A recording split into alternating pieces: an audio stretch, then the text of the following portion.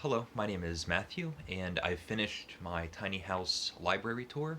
It turned into quite a project that was great fun.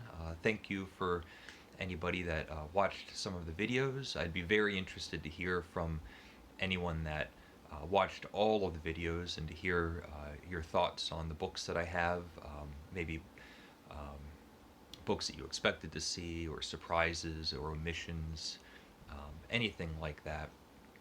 And I really enjoyed um, spending time going through my books and being able to share them with you. It also had some um, unexpected consequences. I was surprised by how much of an effect it had on me, making these videos and going through these shelves every day for over 30 days. Made me really reflect on the kind of reader that I am, the kind of reader I've been for the past 18 years, and um, the kind of books that I want to have around me. One of the unfortunate side effects was how much this library tour affected my reading for the month of January. I became completely confused and an unfocused reader. Every day I was looking at 6 or 10 books that I would want to spend time with and read. I had all of the books that I was mailing out. I said for my goal of traveling to Spain, if anyone was interested in buying books, they're available. And as those requests were coming in, I was spending time looking at all of those books. And thank you for everybody that purchased some books, and also thank you so much for anybody that donated to my GoFundMe page as well. Just incredibly generous. I can't thank you enough. Uh, I thought that I would go through the books that I read or attempted to read this month. It's um, confused, unfocused, and unstructured. I'm largely unsatisfied with how my reading went for this month. There's some good things, but I'll start with um, one of the first books that I was looking forward to reading at the beginning of the year.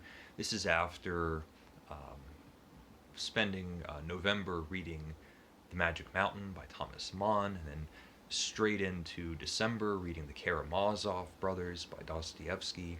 Two of my favorite books, but big time commitments and um, a little bit more heavy lifting. And so I was looking forward to reading When a Rogue Meets His Match by Elizabeth Hoyt, and it's a romance. I thought it was going to be this quick, fun, breezy read, a new experience for me. I've never um, uh, read one of these romances, um, and I gave up after maybe 50 pages or something like that.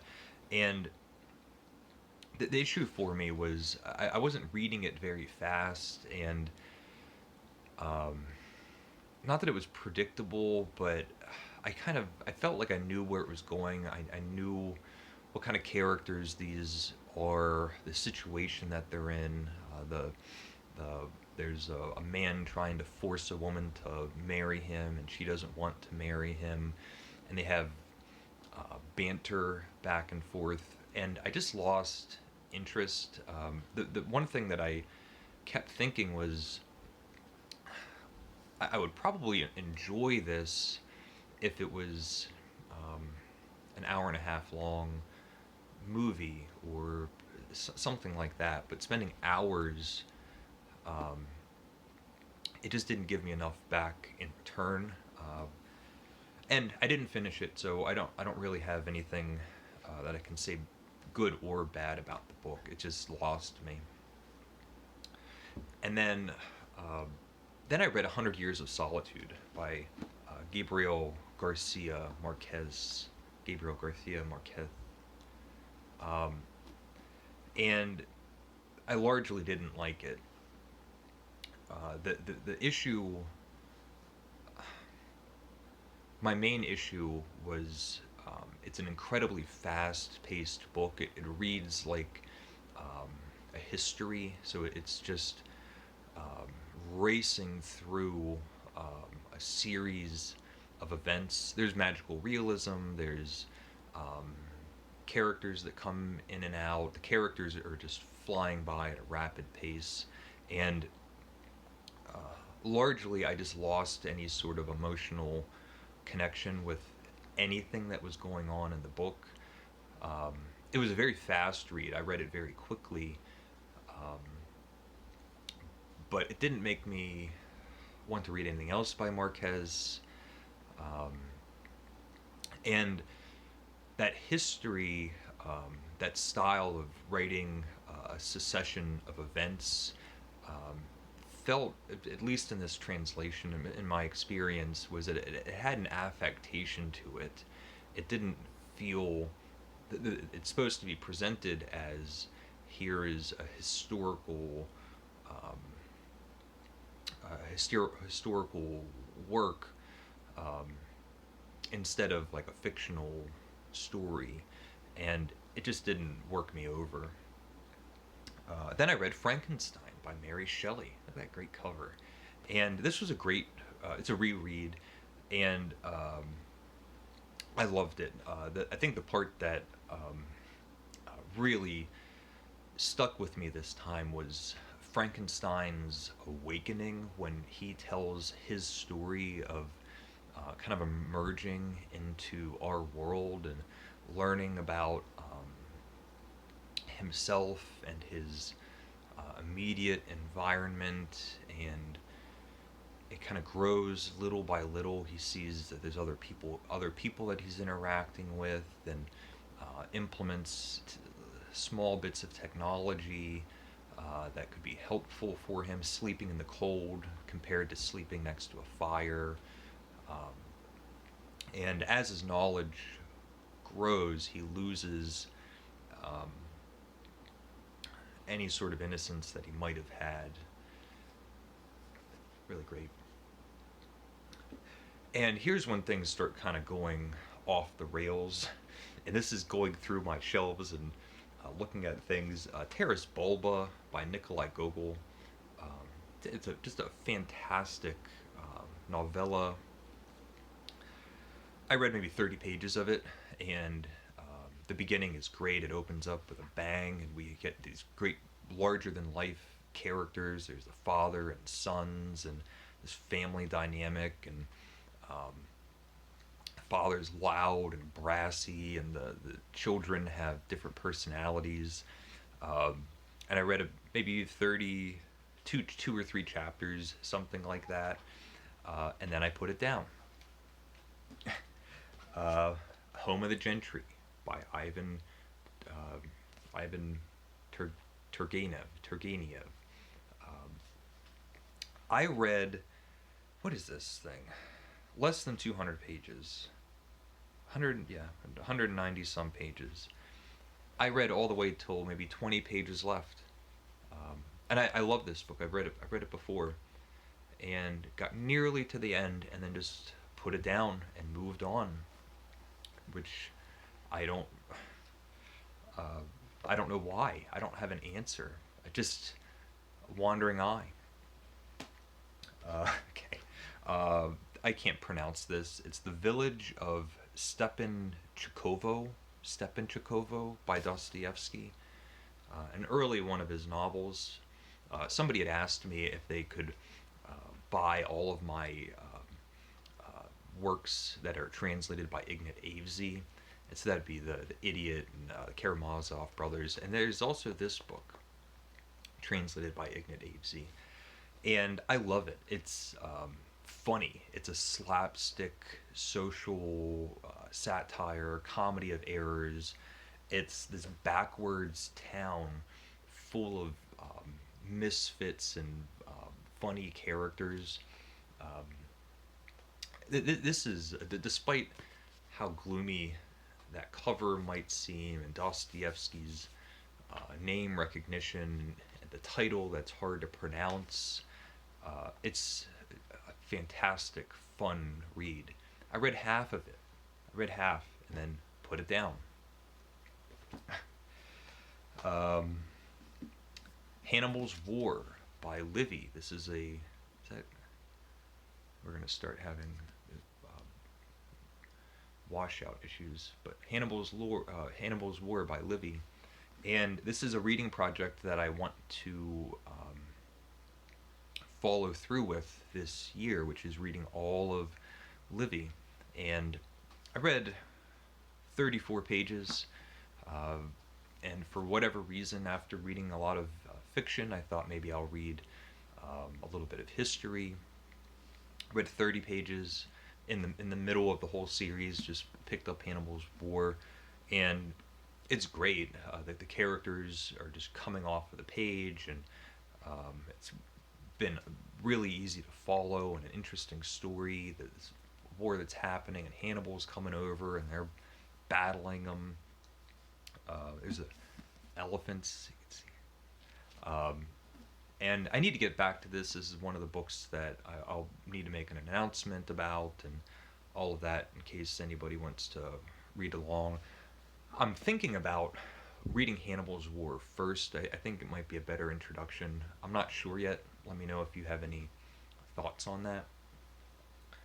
Okay. So, from there, I picked up the Iliad, and I read maybe 20 or 30 pages of the Richard Lattimore translation, and then for whatever reason I read 20 or 30 pages of the Caroline Alexander translation. Again, I want to one of the results of all of this reading that I'm talking about is I'm starting to feel like I want to go back to the ancients, read Homer, read Virgil, read Ovid, other things like that. I'm not sure why. Almost like a palate cleanser. I've just been all over the place, it feels like. And then 20 or 30 pages of the Aeneid by Virgil. This is the David Ferry translation. Then I read a Spanish novel called Nada by Carmen Laforet, and I've heard it described as a Spanish version of The Catcher in the Rye. The beginning part actually reminded me a lot of The Glass Family. It's this young girl coming back to Madrid and spending time with her family, and we spent a lot of time in the apartment learning about all of these characters, and there's these generational elements of the aunts and the uncles, and then the grandmothers. We have these three generations, and this is after this Spanish Civil War, and they're all affected in different ways.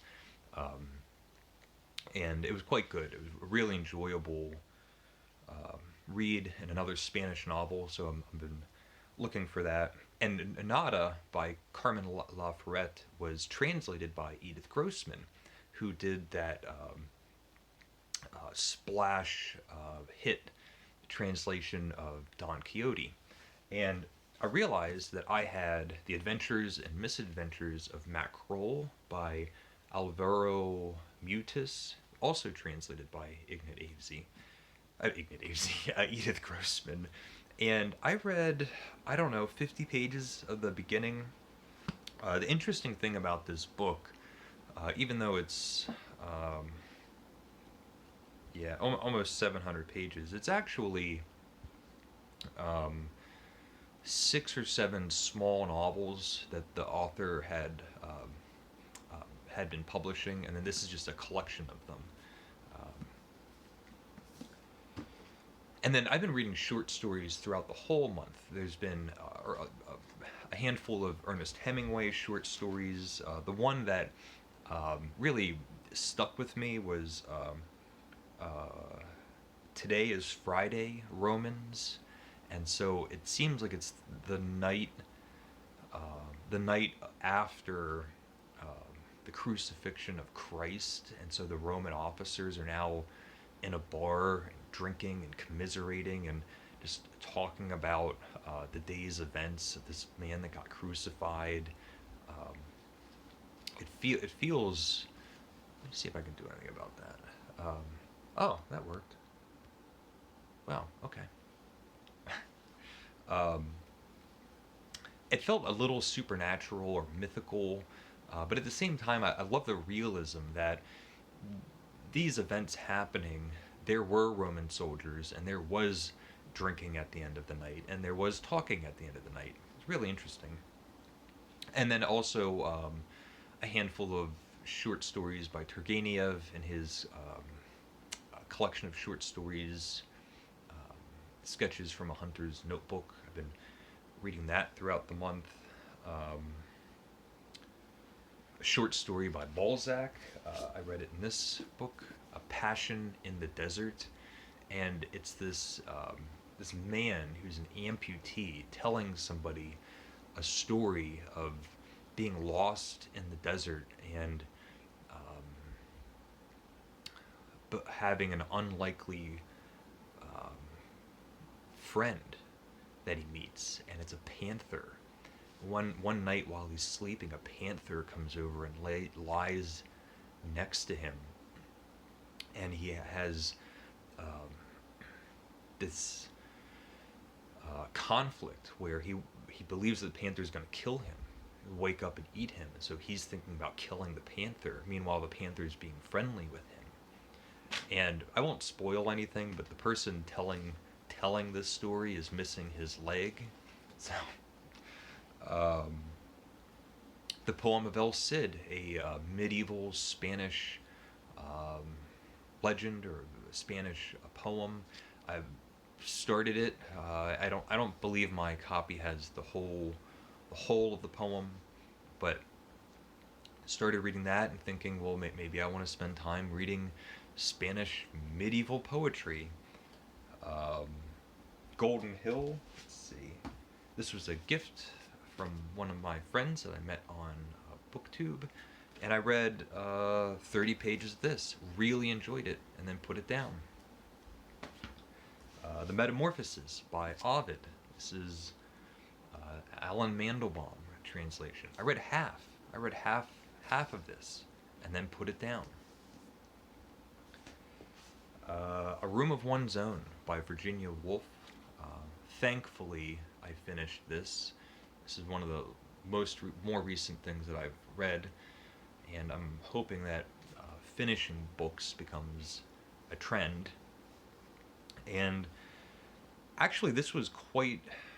I shouldn't say actually. This was quite powerful for me to read, especially this month. Looking at all the books that line my shelves, and recognizing that it's mostly men. The majority of the authors that I have, the books that I have are written by men, and I can't account for it with any justifiable reason. Most of my favorite writers are women, and I read a significantly smaller proportion of women to men. So, like for Virginia Woolf, or Dorothy Parker, or George Eliot, there's a handful of writers that I absolutely love, and it's not really about ticking boxes. It's just that I know that there's a lot of really great writing that I'm missing out on from not being conscientious when I'm making my reading decisions. I think, I don't know. A Hero of Our Time by Lermontov, and I finished this. It's a sort of like the proto novel for Russian literature, one of the earliest examples of a novel in Russian literature. It's a series of vignettes that are kind of strung together to make a story. Really a fun read. I enjoy. I've read this, I think, 3 times. This is my 3rd time. And then right now I'm reading the Cossacks by Tolstoy, and almost as soon as I started reading this, I felt like I was in such safe hands. There's this like effortless, clean style that Tolstoy just does so well. It feels like it just feels like the story is being told from above, and that there's like a very natural story being told, because it mixes between like an essay form, like a history, and geography, and learning about all these different places from like a bird's eye view. But instead of feeling like the story is wavering back and forth between narration and digression, it's just all seamless. And I don't know where I am in this right now. 50 pages in. I'll be reading this in the morning, and I really have no idea what I'm going to be reading next. I'm not sure. I just thought I would share how much I've been bouncing around this month, and a lot of it has to do with day after day looking, not just looking, but handling and opening up so many books that I love. And I'm actually doing some rearranging. I don't know if you can tell, but hopefully everything will get back into order. My reading will get back into its groove, and that'll be that. So thank you again for everyone that watched the any of the library tour videos, and for everybody's generosity and things like that. Let me know about all the books that I just mentioned. And thank you for watching. Leave a comment if you would like, and take care.